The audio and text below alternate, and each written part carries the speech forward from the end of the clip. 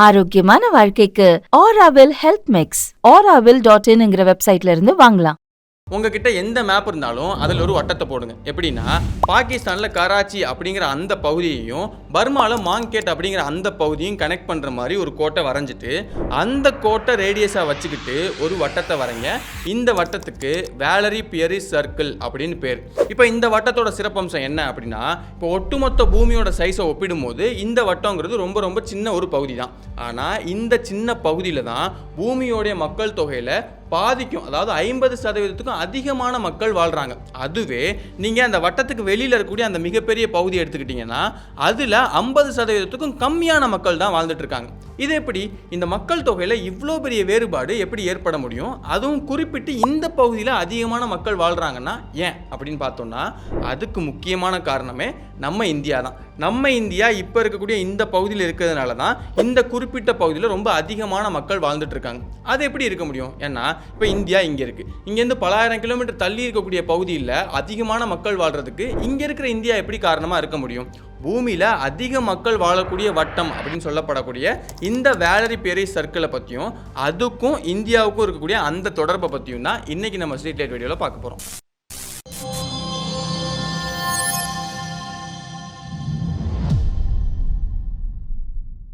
இப்படி ஒரு விஷயம் பெரிய அளவில் பேசுபொருள் ஆகிறது 2013 அப்புறமா தான். ஏன் அப்படின்னா, இப்போ ஃபேஸ்புக், இன்ஸ்டாகிராம் இந்த மாதிரி வந்து ரெட்டிட் அப்படிங்கிற ஒரு சோஷியல் பிளாட்ஃபார்ம் இருக்குது. இந்த பிளாட்ஃபார்ம்ஸ் மாதிரி இல்லாமல் ரெட்டிட்டில் வந்து நிறைய விஷயங்களை பற்றி டிஸ்கஷன், அந்த ஆர்குமெண்ட்ஸ் டிஸ்கஷன் இந்த விஷயங்கள் தான் அங்கே அதிகமாக நடக்கும். அதில் கென் மயர்ஸ் அப்படிங்கிற யூசர் இந்த விஷயத்தை ப்ரொப்போஸ் பண்ணுறாரு. அதாவது இந்த குறிப்பிட்ட சர்க்கிளில் ரொம்ப அதிகமான மக்கள் வாழ்கிறாங்க அப்படின்னு அவர் சொல்கிறாரு. இப்போ இது சரியா இல்லையா அப்படிங்கிறத நாமளே ஈஸியாக செக் பண்ணி பார்த்துடலாம். என்னன்னா, இப்போ இந்த குறிப்பிட்ட சர்க்கிளில் இருக்க மிகப்பெரிய நாடுகள்னா ஒன்று இந்தியா, இன்னொன்று சைனா. இந்த ரெண்டு நாட்டுடைய மக்கள் தொகை எடுத்துக்கிட்டீங்கனாலே உங்களுக்கு 280 கோடி கிட்ட வந்துடும். பூமியோட ஒட்டுமொத்த மக்கள் தொகை எவ்வளோ? 800 கோடிக்கு மேலே இருக்கலாம் அப்படின்னு சொல்கிறாங்க. அப்போ அதில் பாதி 400 கோடி. இப்போ இந்தியாவும் சைனாவும் எடுத்துக்கிட்டீங்கனாலே உங்களுக்கு 280 கோடி வந்துடுது. இது போக இன்னொரு 4 நாடுகளை சேர்த்துக்கலாம். பங்களாதேஷில் 17 கோடி, பாகிஸ்தானில் 25 கோடி, வியட்நாமில் 10 கோடி, இந்தோனேஷியாவில் 28 கோடி. இப்போது இந்த 6 நாடுகளை மட்டும் எடுத்துக்கிட்டாலே ரொம்ப சுலபமாக 360 கோடி கிட்ட வந்துடுது. இது போக மற்ற குட்டி நாடுகள்லாம் நீங்கள் சேர்த்தீங்கன்னா ரொம்ப ரொம்ப சுலபமாக பூமியோட ஒட்டுமொத்த மக்கள் தொகையை விட 50% அதிகமான மக்கள் இந்த குறிப்பிட்ட பகுதியில் தான் வாழ்றாங்க அப்படிங்கிறத நம்மளால நிரூபிக்க முடியும். இப்படி ஒரு விஷயம் இருக்குங்கிறது சரி. ஆனால் ரெட்டிட்ல அந்த யூசர் இதை பற்றி சொன்னதுக்கு அப்புறமா தான் இது பெரிய அளவில் பேசுபொருள் ஆகுது. ஆய்வாளர்களும் விஞ்ஞானிகளும் அதை பற்றி ஆய்வு பண்ணி பார்க்கும்போது ஆமாம் இவர் சொல்றது கரெக்ட் தான் அப்படிங்கிறத அவங்களும் ஒத்துக்கிறாங்க. இப்போ இதுக்கப்புறமா தான் இதுக்கு வந்து, அதாவது இந்த வட்டத்துக்கு வந்து வேலரி பியரிஸ் சர்க்கிள் அப்படிங்கிற பேரை வைக்கிறாங்க. ஏன் அப்படின்னா, இப்போ ரெட்டிட்ல வந்து அந்த கென் மேயர்ஸ் உடைய யூசர் நேம் வந்து வேலரி பியரிஸ் அப்படிங்கிற பேர். அதனால இந்த வட்டத்துக்கும் வேலரி பியரிஸ் சர்க்கிள் அப்படிங்கிற பேரை வச்சுட்டாங்க. சரி, பின்கதை சுருக்கமெல்லாம் நல்லா தான் இருக்கு. இப்போ இந்த மாதிரி இந்த பகுதியில் மட்டுமே இவ்வளோ மக்கள் தொகை இருக்கிறதுக்கும் இந்தியாவுக்கும் ஒரு சம்மந்தம் இருக்குன்னு சொன்னேன் இல்லையா? அது எப்படி அப்படின்னு இப்போ பார்ப்போம். ஆனால் அதுக்கு முன்னாடி உங்ககிட்ட ஒரு சின்ன கேள்வி இருக்கு. என்னன்னா, இப்போ மீன் மாதிரியான நீர்நிலையில் வாழக்கூடிய உயிரினங்கள் எல்லாம் எங்கே வாழும்? என்னடா கேள்வி இது? அதான் கேள்வியிலே பதில் இருக்குல்ல. கடல், ஆறு இந்த மாதிரி தண்ணீர் இருக்கக்கூடிய இடத்துல தான் வாழும் அப்படின்னு சொல்லுவீங்க. கரெக்ட். அப்போது அந்த மீன்களும் அந்த மற்ற உயிரினங்களும் இறந்து போனதுக்கு அப்புறமா அந்த இறந்து போன உடல்கள் எங்கே கிடைக்கணும்? அதே நீர்நிலையில் தானே இருக்கணும். ஆனால் அப்படி இல்லாமல் இமயமலை தொடர்லையும் அங்கே இருக்கக்கூடிய எவரெஸ்ட் மாதிரியான நிறைய சிகரங்கள்லையும் இந்த பழைய காலத்தில் வாழ்ந்த மீன்களோட மற்ற நீர்நிலை உயிரினங்களுடைய புதைப்படிமங்கள் இப்போ வரைக்குமே கிடச்சிட்டு இருக்கு. அது எப்படி இருக்க முடியும்? ஏன்னா இப்போ இமயமலையை பொறுத்த வரைக்கும் அது கடல்லேருந்து பல ஆயிரம் கிலோமீட்டர் தள்ளி இருக்கு. அதே மாதிரி அந்த இமயமலையில் இருக்கக்கூடிய சிகரங்களுமே பல ஆயிரம் மீட்டர் உயரத்தில் இருக்கு. அப்போ அந்த பகுதியில் எப்படி நீர்நிலையில் வாழக்கூடிய உயிரினங்களுடைய அந்த புதைப்படிகள் கிடைக்க முடியும் அப்படின்னா, அந்த கேள்விக்கான பதிலுக்கும் இந்த வேலரி பியரிஸ் சர்க்கிளுக்கும் இந்தியாவுக்கும் ஒரு மிகப்பெரிய தொடர்பு இருக்கு. என்ன விஷயம்னா, ஒரு சில கோடி ஆண்டுகளுக்கு முன்னாடி போய் பார்த்தோம்னா இமயமலை அப்படிங்கிற அந்த மலைத்தொடர் இல்லவே இல்லை. அதே மாதிரி நம்ம இந்திய நிலப்பகுதியுமே இப்போ இருக்கக்கூடிய இந்த பகுதியில் இல்லவே இல்லை. வேற ஒரு இடத்துல இருந்து பயணிச்சு வந்து இந்த இடத்துக்கு அது சேர்ந்ததுனால தான் இமயமலையும் உருவாச்சு, பூமியில் நிறைய முக்கியமான மாற்றங்களும் ஏற்பட்டுச்சு. அதன் காரணமாக தான் இந்த வேலரி பியரிஸ் சர்க்கிளும் உருவாயிருக்கு. இது எல்லாத்துக்கும் என்ன காரணம் அப்படின்னு நம்ம பார்க்கறதுக்கு முன்னாடி முதல்ல இந்த இமயமலை எப்படி உருவாச்சு அப்படிங்கிறத பார்த்துடலாம். சமீபத்தில் பண்ண நிறைய வீடியோஸ்ல தெரிஞ்சோ தெரியாமலோ இதே விஷயத்தை நம்ம பேசிகிட்டே இருக்கோம். இந்த வீடியோலையுமே அந்த விஷயத்தை பற்றி தான் ஷார்ட்டாக சொல்ல வேண்டியிருக்கு. என்னென்னா, டெக்டானிக் பிளேட்ஸ், அதாவது நம்ம பூமி இப்போ இருக்கக்கூடிய அதே நிலப்பரப்பு மாதிரியுமே எப்பயுமே இருந்தது கிடையாது. முன்னாடி காலங்களில் இந்த கண்டங்கள் எல்லாமே ஒன்றா சேர்ந்து ஒரு மிகப்பெரிய கண்டமாக இருந்துச்சு. அந்த சமயத்தில் ஒரு 18 to 20 கோடி ஆண்டுகளுக்கு முன்னாடி அந்த கண்டங்கள் எல்லாம் கொஞ்சம் கொஞ்சமாக பிரிய ஆரம்பிக்குது. அந்த சமயத்தில் தான் ஆப்பிரிக்காவோட ஒட்டி இருந்த நம்ம இந்திய நிலப்பகுதியுமே கொஞ்சம் கொஞ்சமாக பிரிஞ்சு தனியாக வர ஆரம்பிக்குது. ஆனால் இதில் விஷயம் என்னென்னா, பொதுவாக இந்த மாதிரி டெக்டானிக் பிளேட்ஸ் நகர்றதுங்கிறது வருஷத்துக்கு 5 சென்டிமீட்டர் நகர்ந்தாலே நகர்ந்தாலே அது ரொம்ப பெரிய விஷயம். இல்லைன்னா ஒரு 1.5 சென்டிமீட்டர், 1/2 சென்டிமீட்டர் இந்த மாதிரி ரேஞ்சில் தான் நகர்ந்துகிட்டே இருக்கும். இப்போ வரைக்குமே டெக்டானிக் பிளேட்ஸ் நகர்ந்துகிட்டே தான் இருக்கும். ஆனால் நம்ம இந்தியன் பிளேட் ஆப்பிரிக்கன் பிளேட்லேருந்து பிரிஞ்சு வந்த அந்த வேகங்கிறது வருஷத்துக்கு 20 சென்டிமீட்டர் அப்படிங்கிற அதிவேகத்தில் அது பயணிச்சு வந்திருக்கு.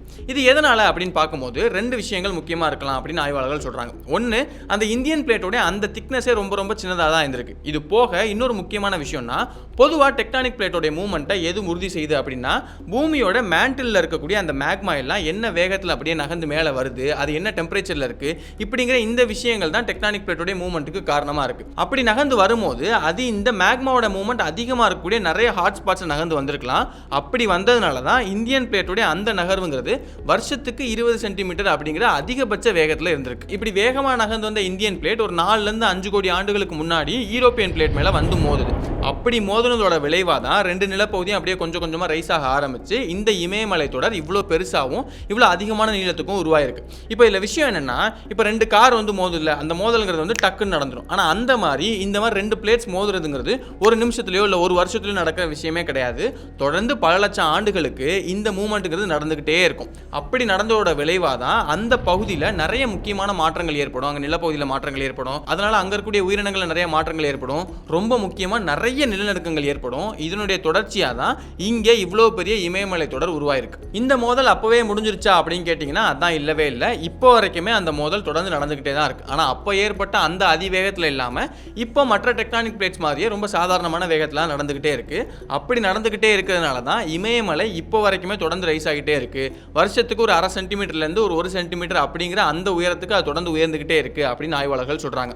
இதனால தான் இந்த இமயமலை தொடர் பகுதி இப்போ வரைக்குமே ரொம்ப ஆபத்தான, அதாவது நிலநடுக்கங்கள் ரொம்ப அதிகமாக ஏற்படுறதுக்கு வாய்ப்பு இருக்கக்கூடிய பகுதியாக இருக்குது. இந்திய அரசாங்கம் இந்த பகுதியை சீஸ்மிக் ஜோன் 6 அப்படிங்கிற ஹை ரிஸ்க் கேட்டகரியில் தான் வந்து வகைப்படுத்தி வச்சிருக்காங்க. இப்போ அதனால தான் வரலாறு முழுக்கவே இந்த இமயமலை பகுதிகளில் நிறைய நிலநடுக்கங்கள் தொடர்ந்து ஏற்பட்டுக்கிட்டே இருக்குது. அந்த வகையில் கடைசியாக இங்கே ஏற்பட்ட மிகப்பெரிய நிலநடுக்கம் அப்படின்னா 2015 நேபாள் எர்த்குவேக் அப்படின்னு சொல்லிட்டு ஒரு பெரிய நிலநடுக்கம் ஏற்பட்டுச்சு. கிட்டத்தட்ட 8900 மக்கள் இந்த நிலநடுக்கத்தால் மட்டுமே இறந்து போனாங்க. இப்படி இமயமலை உருவாகிறதுக்கு முன்னாடி அந்த யூரோப்பியன் பிளேட்டுக்கு தெற்கு பக்கத்தில் பார்த்தீங்கன்னா உங்களுக்கு அது கடல் பகுதியாக தான் இருந்திருக்கு. அப்போ அந்த கடல் பகுதியில் வாழ்ந்த அந்த கடல் வாழ் உயிரினங்கள் எல்லாமே இறந்து போனதுக்கு அப்புறமா அது கீழே போய் அப்படியே படிஞ்சு அதில் ஒரு சிலது எல்லாமே புதை படிமங்களாக மாறி இருக்கும். இப்படி இருந்த சூழலில் தான் நமக்கு அந்த இந்தியன் பிளேட் வந்து மோதி அந்த இமயமலை அப்படியே உருவாகுது. அப்போ கீழே இருக்கக்கூடிய அந்த நிலப்பகுதி கொஞ்சம் கொஞ்சமாக ரைஸ் ஆக ஆரம்பிக்குது. அந்த வகையில் தான் கீழே இருந்த அந்த புதை படிமங்கள் எல்லாமே கொஞ்சம் கொஞ்சமாக மேலே வந்து இன்னைக்கு வரைக்குமே நிறைய இடங்கள்ல இமயமலையில் இந்த புதை படிமங்களை நம்மளால பார்க்க முடியுது. இப்படி இந்தியன் பிளேட் யூரோப்பியன் பிளேட் மேலே வந்து மோதினதால தான் இமயமலை உருவாச்சு. இந்த இமயமலை காரணமாக தான் இங்கே அதிகமான மக்கள் வாழ்றாங்க. அப்போ இது எல்லாத்துக்குமே மறைமுக காரணமா இந்தியா தான் இருக்கு. அப்படிங்கிறதுனால தான் வேலரி பெரி சர்க்கிள்ல அதிகமான மக்கள் வாழ்றதுக்கு இந்தியா ஒரு முக்கியமான காரணமா இருக்கு அப்படின்னு ஆய்வாளர்கள் சொல்றாங்க. சரி, அது ஒரு மறைமுக காரணம் தான். அப்ப ரொம்ப முக்கியமான காரணமா இருக்கிறது இமயமலை தான். இமயமலைக்கும் இங்க அதிகமான மக்கள் வாழ்றதுக்கும் என்ன சம்பந்தம், அதை பத்தி இப்ப பார்ப்போம். உலகத்தோட மிகப்பெரிய மலைத்தொடர்கள்ல இந்த இமயமலை ரொம்ப முக்கியமான ஒரு மலைத்தொடரா இருக்கு. 2400 கிலோமீட்டர் நீளத்துக்கு இந்தியா, சைனா, பாகிஸ்தான், நேபாள் இப்படி நிறைய நாடுகள்ல இது இருக்கு. இப்போ இவ்வளவு பெரிய மலைத்தொடர்கள்ல இருந்து அந்த ஐஸ் எல்லாம் உருகி வந்து நதியா வரும்போது கங்கா, பிரம்மபுத்திரா, ஹுவாங்ஹே, யாங்ஸி இப்படின்னு நிறைய முக்கியமான நதி அது உருவாக்குது. இவ்வளவு பெரிய நதிகளை உருவாக்குனது மட்டும் இல்லாம அந்த நதிகள்ல இருந்து கிளை நதியாவுமே நூற்றுக்கணக்கான நதிகள் அப்படியே பயணிச்சு போய் பல்லாயிரக்கணக்கான கிலோமீட்டர் தூரத்துக்கு இந்த தண்ணியை கொண்டு போய் சேர்க்குது. அது தண்ணி மட்டும் இல்லாம அந்த தண்ணி எல்லாமே நிறைய பாறைகள் வழியாக தான் அப்படியே வழிஞ்சு ஓடி வருது. அப்போ அங்க இருக்கக்கூடிய அந்த மினரல்ஸ் எல்லாத்தையுமே எடுத்துட்டு ஒரு இடத்துல இருந்து நிறைய இடத்துக்கு அது கொண்டு போய் சேர்க்குது. ஆதி காலத்துல இருந்தே மனிதர்கள் செட்டில் ஆகி அங்கனக்குள்ள ஒரு நாகரிகங்களையோ இல்லை நகரங்களையோ உருவாக்க ஆரம்பிச்சது எங்க அப்படின்னு பார்த்தோம்னா அது ஒரு நதியை ஒட்டி தான் இருக்கும். ஏன்னா அந்த நதியை ஒட்டி போகக்கூடிய இடங்கள்ல தான் உங்களுக்கு வந்து செழிப்பா இருக்கும். அங்கதான் உங்களால விவசாயங்களையும் ஈஸியா பண்ண முடியும். ஒரு காடோ இல்லை ஒரு மலையோ அந்த பக்கத்துல தான் உங்களுக்கு வந்து அதிகமான செழிப்போட இருக்கும். அதனாலதான் மக்கள் அங்க அதிகமா செட்டில் ஆக ஆரம்பிக்கிறாங்க. இப்போ இந்த இமயமலையிலிருந்து உருவாக நதி எல்லாமே கொஞ்சம் தூரத்துக்கு இல்லாம பல்லாயிரக்கணக்கான கிலோமீட்டர் தூரத்தை அது கவர் பண்ணியிருக்கு. அப்படிங்கிறதுனால இந்த மாதிரியான மனிதர்கள் செட்டில் ஆகக்கூடியதுங்கிறது வந்து ஒரு சில இடங்கள்ல இல்லாம நிறைய இடங்கள்ல அவங்களால பண்ண முடிஞ்சிருக்கு. நதிநீர் ஒரு பக்கம் கொடுக்குது அப்படின்னா இன்னொரு பக்கத்துல ரொம்ப முக்கியமான சில வேலைகள் செய்யுது. என்ன அப்படின்னா இந்த இமயமலை ஒரு 2400 கிலோமீட்டர் நீளத்துக்கு இருக்கும்போது அது ஒரு மிகப்பெரிய சுவர் மாதிரி செயல்படுது. எதுக்காக அப்படின்னா இப்போ தெற்கு பக்கம், அதாவது அந்த கடல் பகுதியிலேருந்து பயணிச்சு போகக்கூடிய அந்த காத்து எல்லாத்தையுமே தடுத்து நிறுத்தி அது எல்லாத்தையுமே மேல் நோக்கி அனுப்பி அதை மழை மேகங்களா மாற்றி தொடர்ந்து ஒரு மழை பொழிவை ஏற்படுத்துற மாதிரி அது மாற்றுது. இந்த மாதிரி நேரடியா ஒரு மழைப்பொழிவுக்கு காரணமா இருக்கிறது மட்டும் இல்லாம மறைமுகமா இந்த காத்து எல்லாத்தையுமே திரும்பி அதே பக்கத்துல சுத்துற மாதிரி மாத்தி பருவமழைகளை இந்த தெற்கு பகுதியில் ரொம்ப அதிகமா ஏற்படுத்துற மாதிரியான சில சூழலையும் அது ஏற்படுத்தி கொடுக்குது. இது கூடவே வடக்கு திசையிலிருந்து வரக்கூடிய அந்த அதிகமான குளிர் நிறைந்த காற்றையுமே அந்த பக்கத்திலே தடுத்து நிறுத்தி அது தெற்கு நோக்கி பயணிச்சு வந்து இங்கேயுமே குளிரான ஒரு சூழல் நிலவுவதை அது தடுத்து நிறுத்துது. அப்போ ஒரு பக்கம் நதி நீர் கொடுக்குது, இன்னொரு பக்கம் நேரடியான மழைப்பொழிவு கொடுக்குது, இன்னொரு பக்கம் மறைமுகமா வந்து உங்களுக்கு இந்த பருவ சூழலுக்கு ஒரு காரணமா இருக்கு, இன்னொரு பக்கத்துல அந்த குளிரான காத்து இங்க வந்து சேர்றதை தடுத்து நிறுத்துது. இந்த மாதிரி நிறைய விஷயங்களை நேரடியாகவும் மறைமுகமாகவும் இந்த இமயமலை தொடர்ந்து இதை சுற்றி வாழக்கூடிய மக்களுக்கு கொடுத்துக்கிட்டே இருந்து இந்த மக்களுக்கு வாழ தகுந்த சூழலை தொடர்ந்து ஏற்படுத்தி கொடுத்துக்கிட்டே இருக்கு. அதுக்காக இந்த மொத்த வேலரிப்பரி சர்க்கிளுமே இவ்வளவு செழிப்பா இருக்கிறதுக்கு இந்த இமயமலை மட்டும்தான் காரணமா அப்படின்னு பார்த்தோம்னா அது வந்து 100% உண்மை அப்படின்னு சொல்ல முடியாது. ஏன்னா இந்தியா, பாகிஸ்தான், சைனா, நேபாள் இந்த மாதிரி நாடுகளுக்கு இது நேரடியான ஒரு காரணமாவே இருக்கு. ஆனா அதுவே நம்ம இந்தியாவை எடுத்துக்கிட்டோம்னா அந்த மத்திய பகுதி வரைக்கும் தான் இமயமலையோட மிகப்பெரிய வந்து பாதிப்பு இருக்கு. அதுவே தெற்கு பகுதியில் பார்த்தீங்கன்னா நேரடி பாதிப்பு கிடையாது, மறைமுகமான விஷயங்கள் தான் அது செய்யுது. இன்னொரு பக்கத்தில் நீங்க இந்த பக்கம் இந்தோனேஷியாலாம் வந்து பார்த்தீங்க அப்படின்னா இமயமலையிலேருந்து அது பலாயிரம் கிலோமீட்டர் தள்ளி இருக்கு. அப்போ இங்க பருவ சூழலை கொடுக்கிறது இந்த மாதிரியான விஷயங்களை மட்டும்தான் இமயமலை தொடர்ந்து பண்ணிக்கிட்டே இருக்கு. இது போக இன்னொரு ரொம்ப முக்கியமான காரணம்னா அது மக்கள் தான். ஏன்னா ஒரு குறிப்பிட்ட நிலப்பகுதியில் அந்த பகுதி எப்படி வளர்ச்சி அடையுது, அந்த மக்களுடைய வாழ்க்கை முறை எப்படி மாறுது அப்படிங்கிறது அந்த பகுதியில் இருக்கக்கூடிய மக்களுடைய சமூக வாழ்வியல் முறை எப்படி இருக்கு, அங்க ஆட்சி பண்றவங்க எப்படி ஆட்சி பண்றாங்க, இது போக அவங்க வழி வழியா பின்பற்றி வரக்கூடிய அந்த கலாச்சாரங்களும் அந்த நாகரிகங்களும் அவங்களுக்கு என்ன சொல்லி கொடுக்குது, அது மூலமா அவங்க எப்படி வளர்ச்சி அடைகிறாங்க, இந்த மாதிரி நிறைய விஷயங்களுமே இதுக்கு ரொம்ப முக்கியமான காரணமா இருக்கு. இப்படி மக்கள் இதுக்கு ரொம்ப முக்கியமான காரணமா இருந்தாலும் இயற்கையா இதுக்கு என்ன முக்கியமான காரணம், இதோடைய பேஸ் லைன் என்ன இருக்கு, அடிப்படையான விஷயம் என்ன அப்படின்னு பார்த்தோம்னா அது இந்த இமயமலையா தான் இருக்கு. இந்த இமயமலையை ஒட்டி தான் இந்த மற்ற விஷயங்கள் மக்களுடைய அந்த விஷயங்கள் எல்லாமே இருக்கு. அப்படிங்கிறதுனால தான் வேலரிப்பேரி சர்க்கிள்ல இவ்வளோ அதிகமான மக்கள் வாழ்றதுக்கு இமயமலை ரொம்ப முக்கியமான ஒரு காரணமா இருக்கு. அந்த இமயமலை உருவானதுக்கே இந்தியா தான் ரொம்ப முக்கியமான காரணம் அப்படின்னு ஆய்வாளர்கள் சொல்லி முடிக்கிறாங்க. இப்போ ரீசெண்டா பண்ண ஒரு சில வீடியோஸ்ல இந்த டெக்டானிக் பிளேட்ஸ் பத்தி கொஞ்சம் அதிகமா பேசுற மாதிரியே இருக்கு. அதுல கடைசியா ரொம்ப முக்கியமான ஒரு வீடியோ பண்ணியிருந்தோம், அதுவும் டெக்டானிக் பிளேட்ஸ் பத்தி தான். இப்போ இந்த வீடியோல டெக்டானிக் பிளேட்ஸ் ஒரு மலையவே உருவாக்குன்னு சொன்ன மாதிரி கடைசியா பண்ண அந்த வீடியோல இந்த டெக்டானிக் பிளேட்ஸ் வல்கனோ அதாவது எரிமலைகளை உருவாயிருக்கு. இப்போ இந்த எரிமலை ஒரு இடத்துல உருவானதுக்கு அப்புறமா அங்க இருக்கக்கூடிய மக்கள் ஒன்று விஷயம் பண்றாங்க. என்ன அப்படின்னா கிட்டத்தட்ட 600 கோடி லிட்டர் தண்ணி அதாவது கடல் தண்ணியை எடுத்துட்டு வந்து அந்த எரிமலைகளுக்குள்ள ஊத்துறாங்க. எதுக்காக அப்படி ஊத்துறீங்க அப்படின்னு கேட்டா இப்படி பண்ணாதான் எங்க நிலப்பகுதியை காப்பாற்ற முடியும் அப்படின்னு அவங்க சொல்றாங்க. இப்போ எரிமலையை பொறுத்த வரைக்கும் அது ரொம்ப மெதுவாக நகர்ந்து வரக்கூடியது, அதிவேகத்தில் அப்படியே நகர்ந்து வந்துகிட்டே இருக்கும். அப்படி வரக்கூடிய அந்த எரிமலையை எப்படி கடல் தண்ணியை வச்சு ஸ்டாப் பண்ணலாம் அப்படின்னு அந்த மக்கள் நினைச்சாங்க.